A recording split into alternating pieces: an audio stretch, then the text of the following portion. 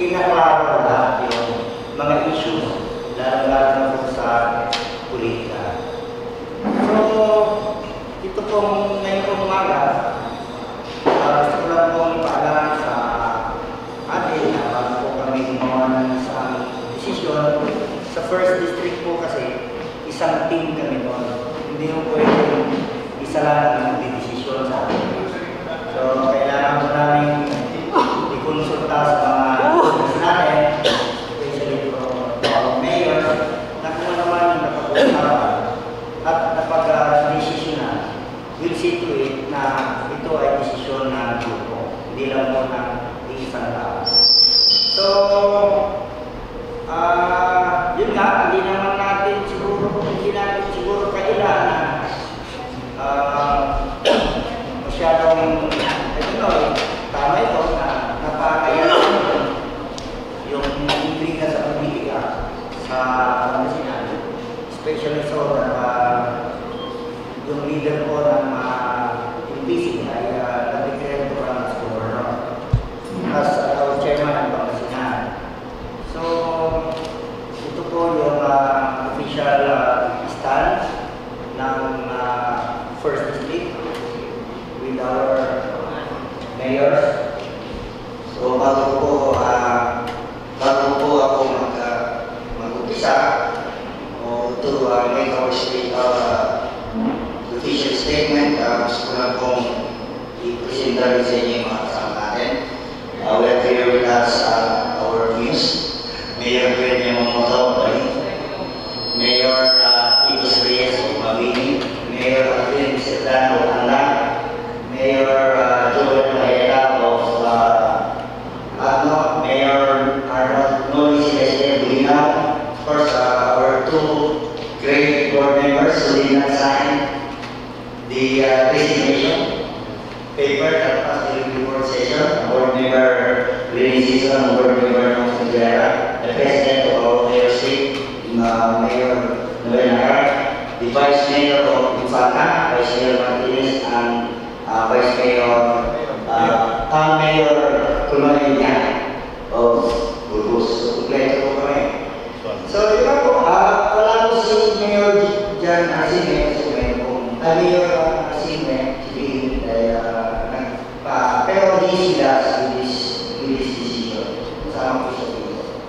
So, yun lang po, as our official stand for this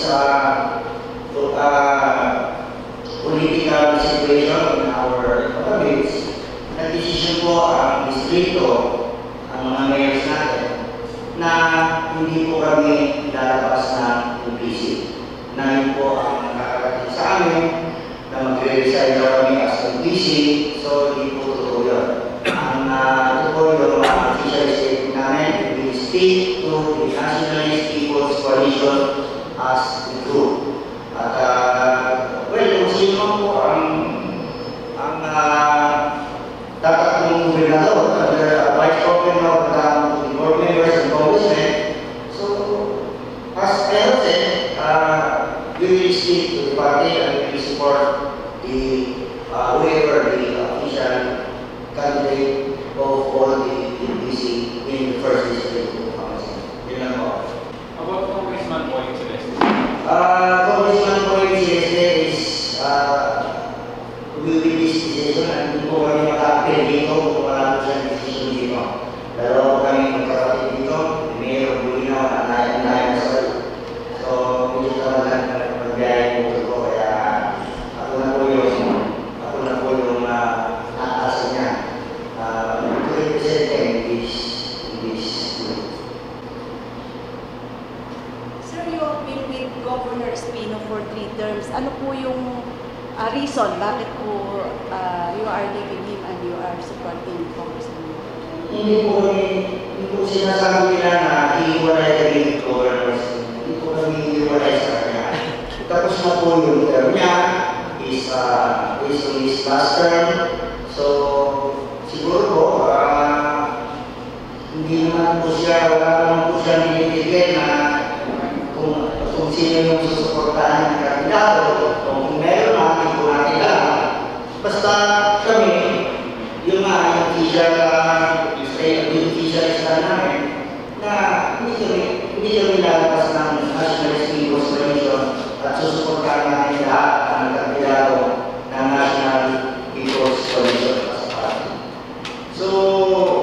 well, ako, nire-respeto po namin si Governor Agustin. So kung ako ang magsasalita, personally, is one, or he is the best governor that we ever had. So, hindi naman po natin makakalimutan yung siya na pinagsibi niya.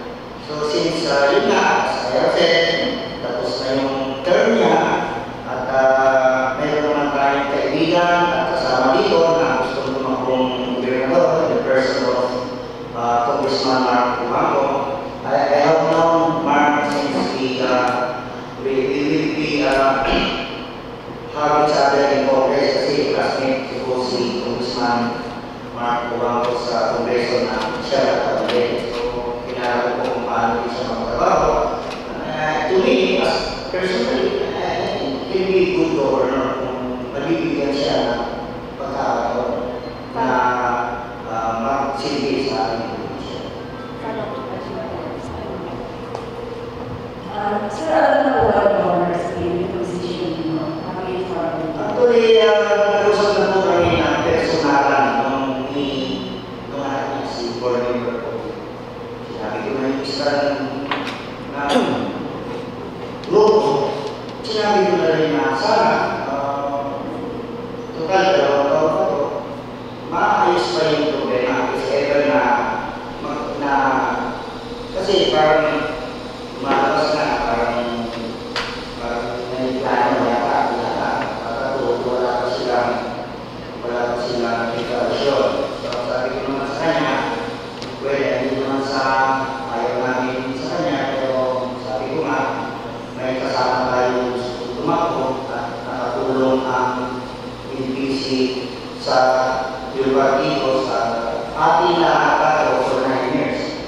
So, wala naman siguro masama kung pagbibigyan natin at subukan natin ang bibigyan natin ng Congressman Marco. Alam na po niya ang tunay. Sir, talagang pa-action niya kung sabihin niya. Sir, naiintindihan naman niya kasi in fact, hindi ka pa sabi ko, kung sakali man na hindi mapigilan yung politika at mag-decide sila, hindi na ako ng bawat sa kanya sa Pilipinas kasalanan ito. Ginawa ko personally. Of course, kaya naman rin kasi tinulungan naman natin siya na tatlong presyo kung sa siya na ito. Kung sabi ko nga sa kanya na kung si Marsa na ay kalaban natin sa politika o yung person, o kaya si Governor Espino ang nakakamo.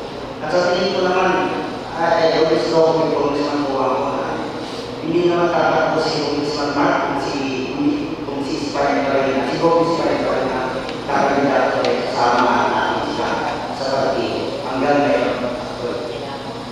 Mayor, yung pagkakasabi naman na sa level pa lang po ni board member Pogi, yung pag-relating nyo ng decision ng grupo, di ba?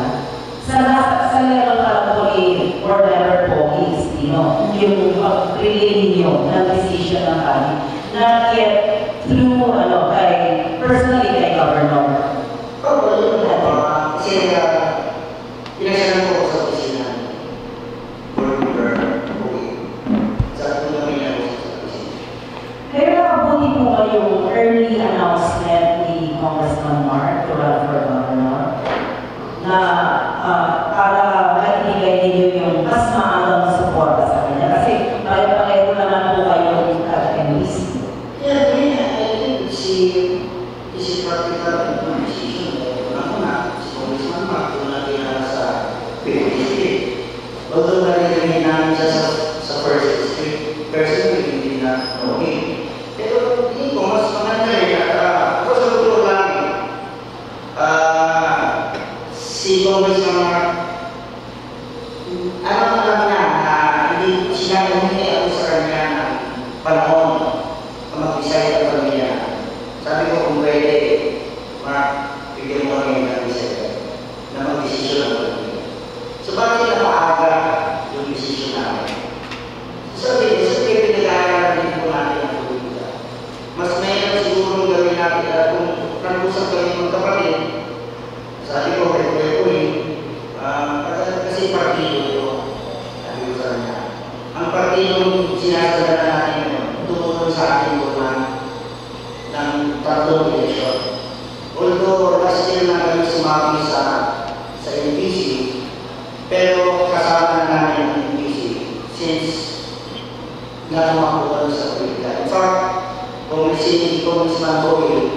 nung tumakbo siya ng mayor sa Lumina, PPC po yung nung tumakbo presidente, si Ambassador Tuwang, isa kami sa mga mayor tumakbo sa PPC.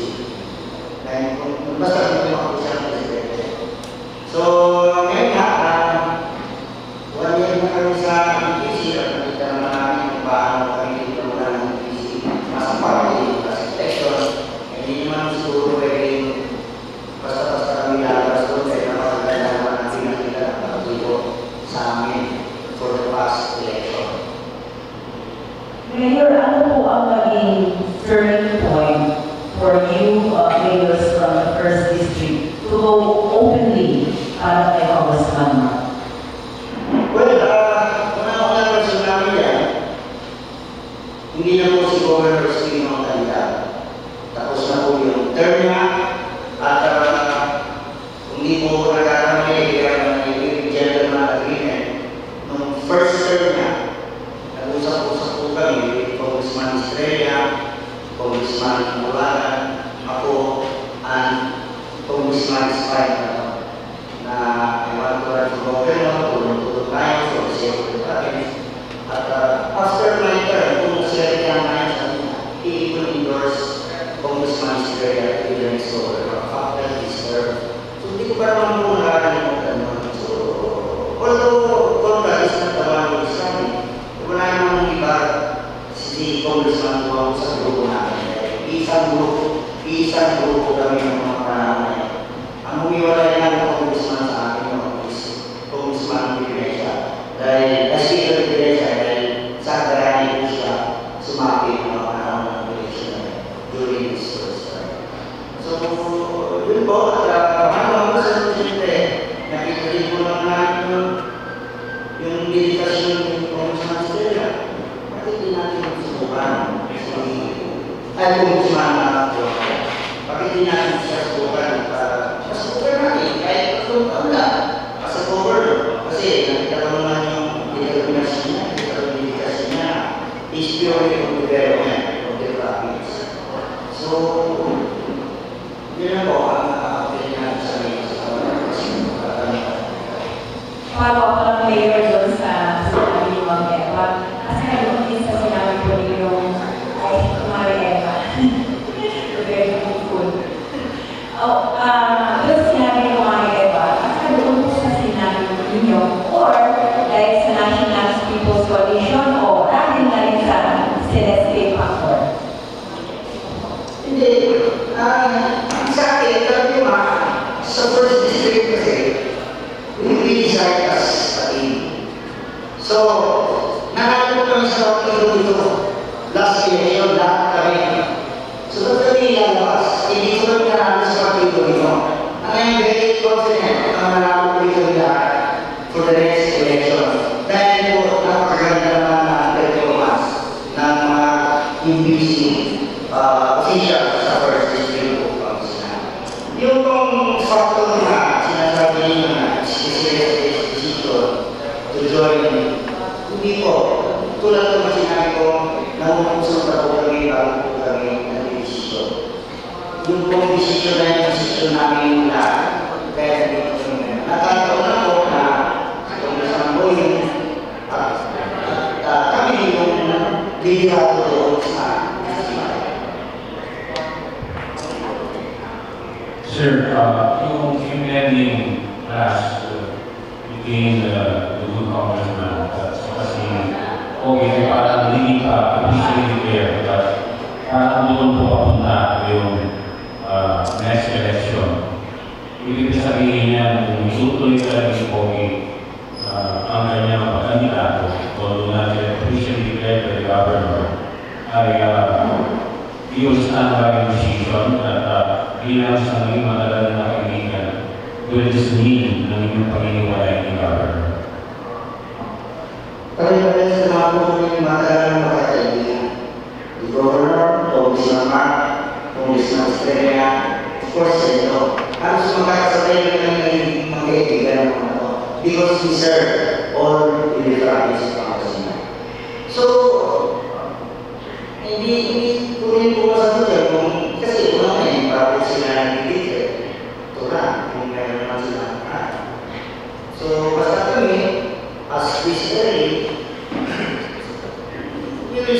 party and may support the judicial quality party. At sa isa po,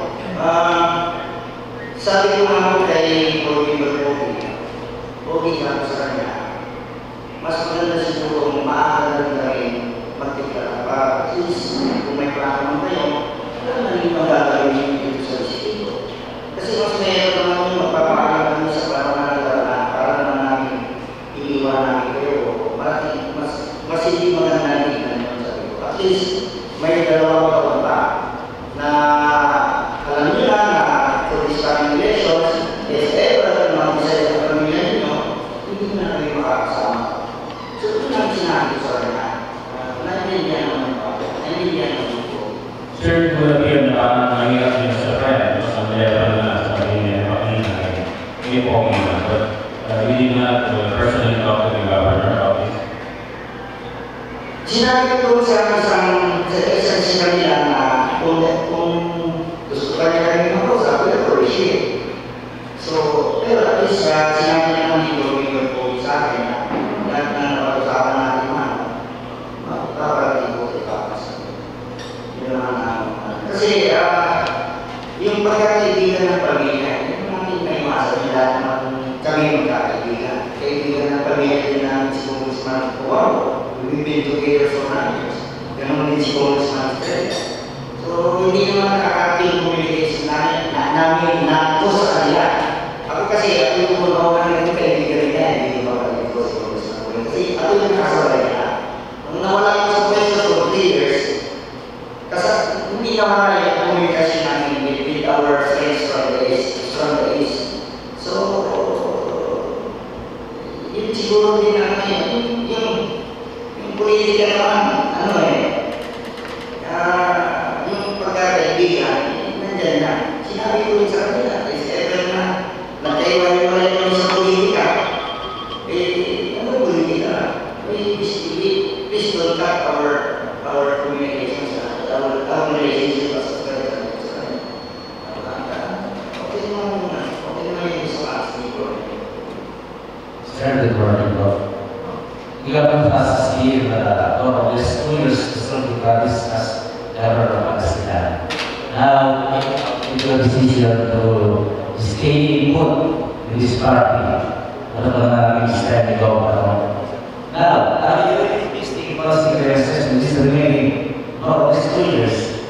Saya itu tanong ko lang na I mean is, you support the province to your municipalities, to your municipalities.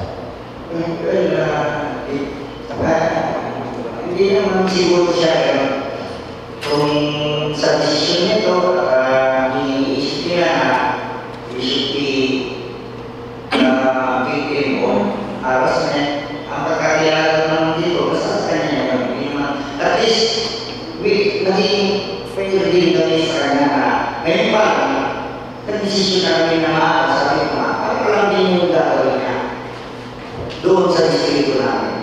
Pero hindi naman siguro gagawin niya kasi sayang sa gusto, siya pa rin ang gobernador natin. At meron siyang responsibilidad, meron siyang obligasyon na tulungan na ang mga kababayan natin sa probinsya ng Pangasinan.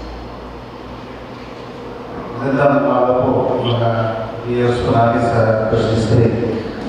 Sabi ko po kasi kanina, Congressman, na may 2 years pa sa araw na ito, pwede pa ayos. Ano po ibig nyo sabihin doon? Wala kang sinabing pwede pang maayos. As far as our decision, tapos na yung decision namin that we will stick to the party. Ang ibig kong sabihin na pwede pang maayos, sana magkasundo pa yung konting tampuhan between the leaders of the province. Kasi si Governor naman hanggang ngayon yung PC pa siya. He was even acknowledged during our last social gatherings here in this place. Na siya as a birthday celebrant ng June 10 na nandito kami sa celebration ng NBC during the birthday of Ambassador. So, malay natin, dalawang taon pa, malay natin kung kasunod sila ni Omar. So, di po natin alam yun. Di po natin alam. Everything is possible pa.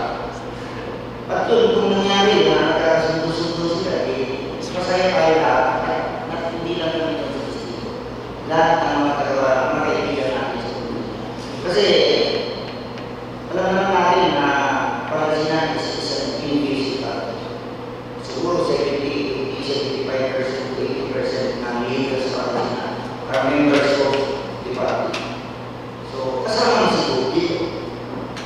Kung hindi mo ang ibig sabihin ba na pagkasakali kaya pa nila ng mga leaders natin sa party, mapag-usapan nila yung problema, yung problema sa politika sa mundo.